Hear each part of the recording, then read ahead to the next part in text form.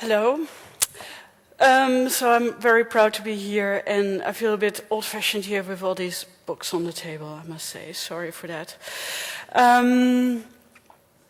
IKEA, you know IKEA, it's around the corner here, has a best-selling item, and that's the bookcase. Since '78, IKEA sold 32 million bookcases, so it's the best-selling bookcase all over the world. If I go to bookstores, I get depressed. And I get depressed because I see so many books which shouldn't have been books, but maybe a PDF or maybe a text on a website.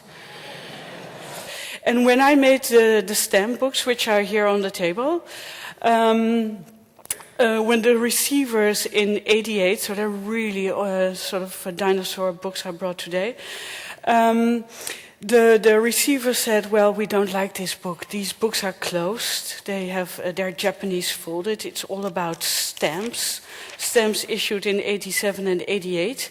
And when I made these books in '88, I wanted to show more the process of the design than the result. And the image material I used were from a Xerox machine at that time, really something and modern. And what was interesting, I worked then at the state government printing and publishing house. It's hard to believe that it exists, but really working for the state. And so there you have always books in large print runs, and it was really exciting to work there.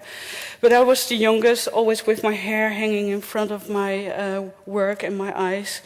And I was making this book, and I thought it was, for me, a very normal book, but working at the SDU, at this government printing office, all my colleagues said, what is this girl doing? She's working with scissors, she's cutting and pasting, because basically, and here I have to quote Massimo Vignelli, this is a book BC, it's before computer.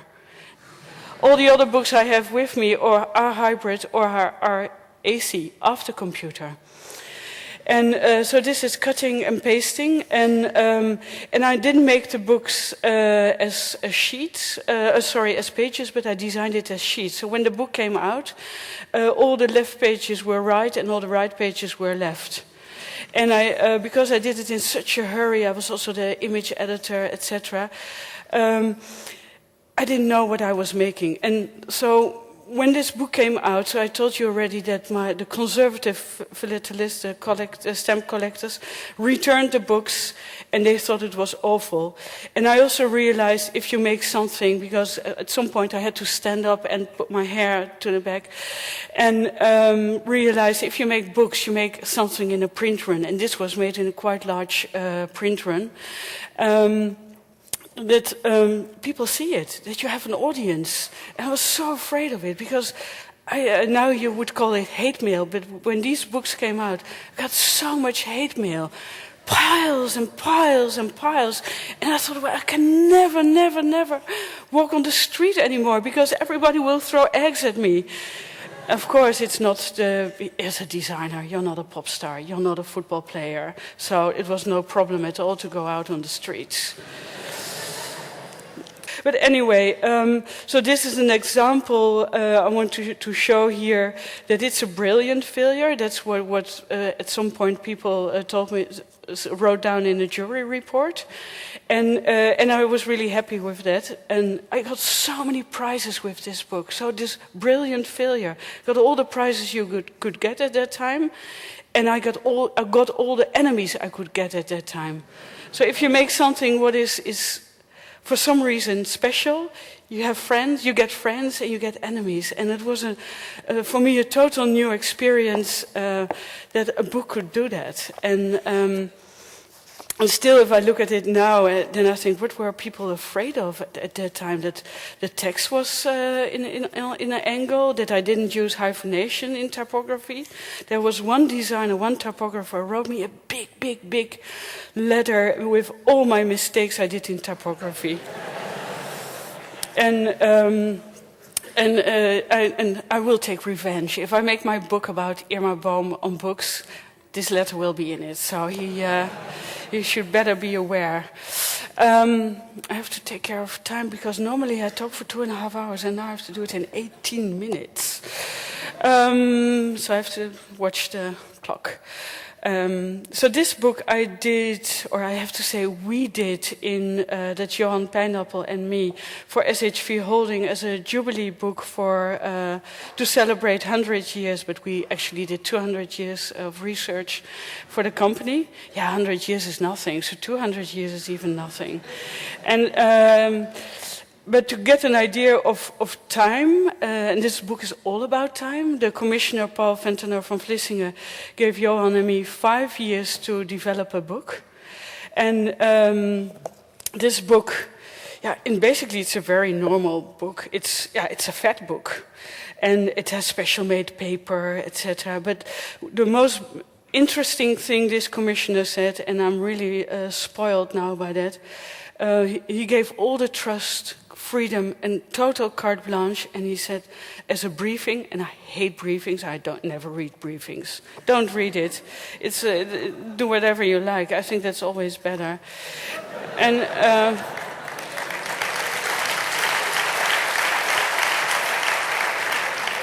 it's not something new I'm telling. I think you should all do that. It's like the Tim said also, you have to do things from your heart, and it always works.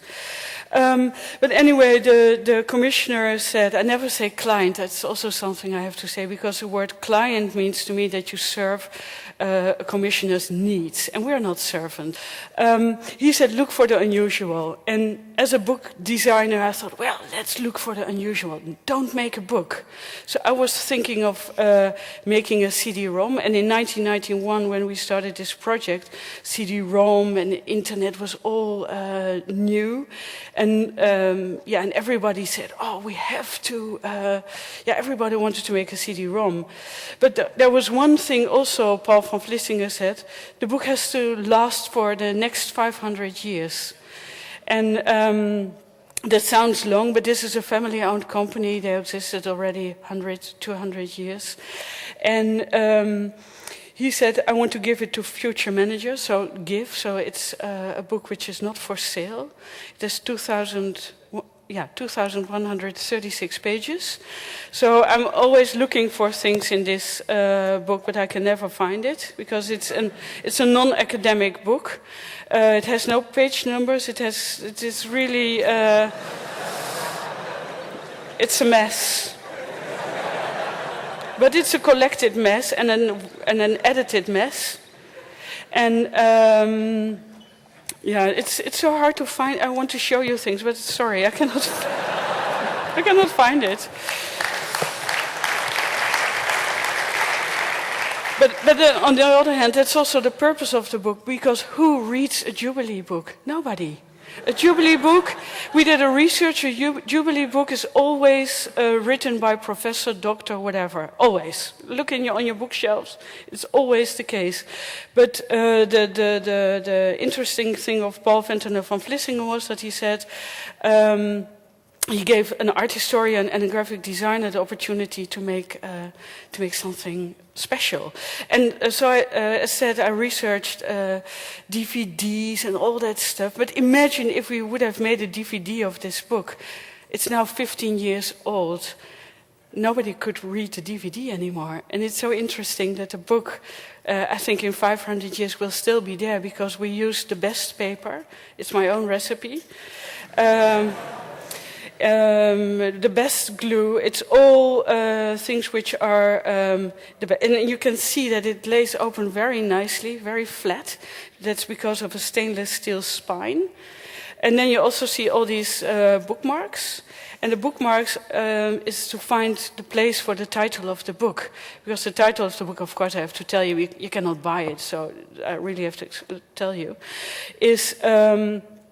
if you put it on the right spot, you find the word thinkbook, and it comes from the Dutch gedenkboek. We took off the ge, and then you have denkboek, and then in English, of course, it's thinkbook, because we wanted to make a book which is for, yes, the commissioner. Very handsome. Yeah, it's very important. I have to stop with this book because I see it, so I have 7 minutes left, so I really have to do it quickly. Something what is interesting, if you make a book like this, it's almost like architecture. But what happened just before this book released, so half a year before, SML XL came out of Rem Koolhaas. Also a fat book, less fat, of course, because it was only like this. So our book is much fatter, but it has much similarities.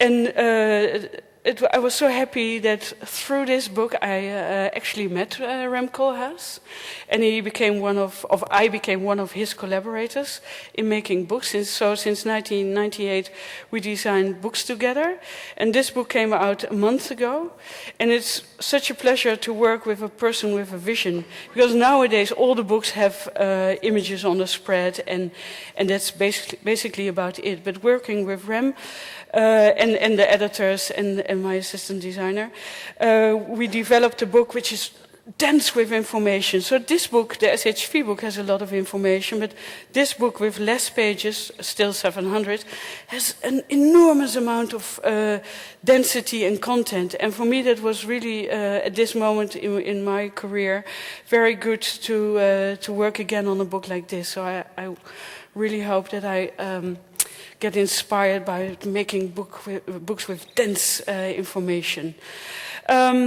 This book is made with Sheila Hicks, and that's actually the manifesto for the book, because this book is just a book. It's a white block. You can turn the pages, so it's basically really simple. It's very simple. It's extremely simple. It's not simple that it's white, because publishers hate white books. They get dirty. The SHV book also gets dirty. It's for the coal trading company. So if you really use it, because that's also why this book is white, you will see a text. So that was also a trick for the commissioner to see if people actually use the book. But everybody put, of course, something around it. Oh, I have 5 minutes. No, it's really important to me, so that I do this quickly. When Sheila Hicks, maybe, I don't know if you know Sheila Hicks, at least when she called me, I didn't know. And of course, I immediately Googled her. She's a textile designer, makes monumental works. And she asked me to make a book about her miniature works, which you see here. But before starting on the project, it took us 4 years, she gave me a text of Artudanto, weaving as a metaphor and model for political thought. And reading this text, I thought it was so beautiful, and for me so important, and the whole concept of this book, what is in front of me, is based on the text of Artudanto. So I thought I have to put this text in really large type. And by turning the pages, the type gets smaller and smaller and smaller, and smaller, and smaller, and smaller. So when the publishers saw this, they said, well, you cannot do that to a text of this highly, how do you say that, important critic, you cannot do it. And I said, well, is he still alive?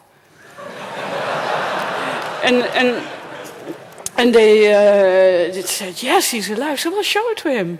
Well, he's the best judge if it's good or bad, if he wants it or not. Good or bad, I don't know, but wants it or not. And so the publisher showed it to Mr. Danto, and he thought it was brilliant. He said, finally, there's a typography that people are invited to read it, because a lot of people, of course, have books now, because books are in your room, in your dining room, whatever, it looks very good, but to actually read it, that's of course the whole thing of making a book. Spreading information, making big print runs. And that's finally what happened to this book. That it took us a lot of effort, and maybe I said already before, if you do something undiscovered, you think, well, this is a book, well, what else is it? But I made this white book. There's no work of Sheila Hicks on the cover, because Sheila Hicks is such an interesting person that I thought she needs a larger audience than just the textile lovers. So I didn't put a work of her on the cover.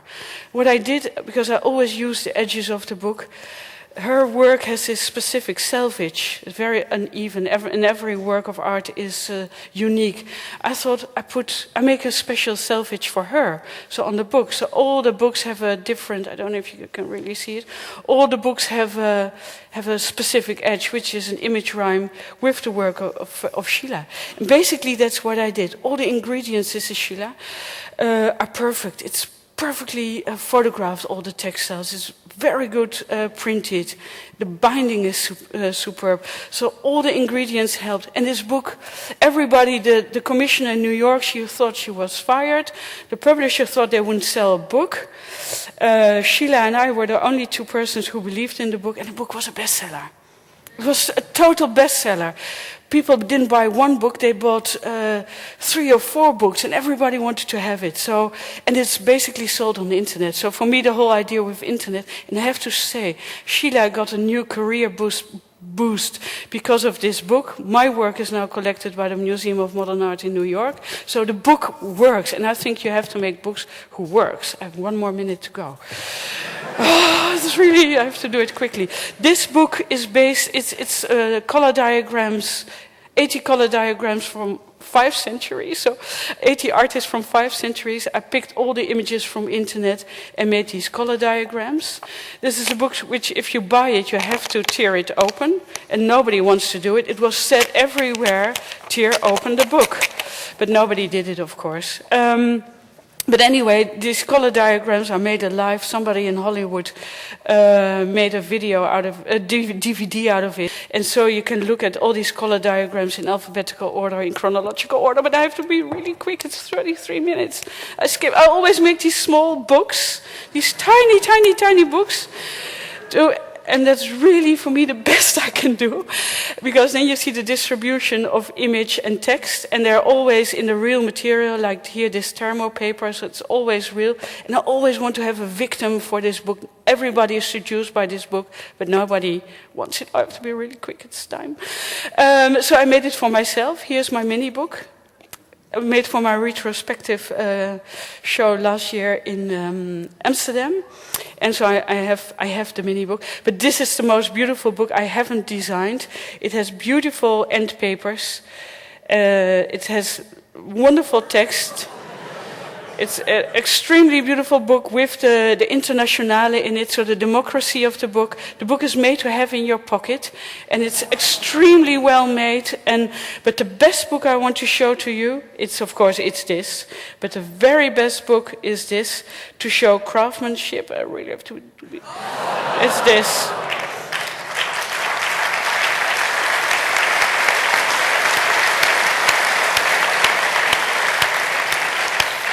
It's bound in leather, it has gold foil, it has letterpress, it is sewn, it has all the ingredients of a real book. And why this book is so small? To show the enormous craftsmanship of what we can do in the Netherlands. Thank you so much.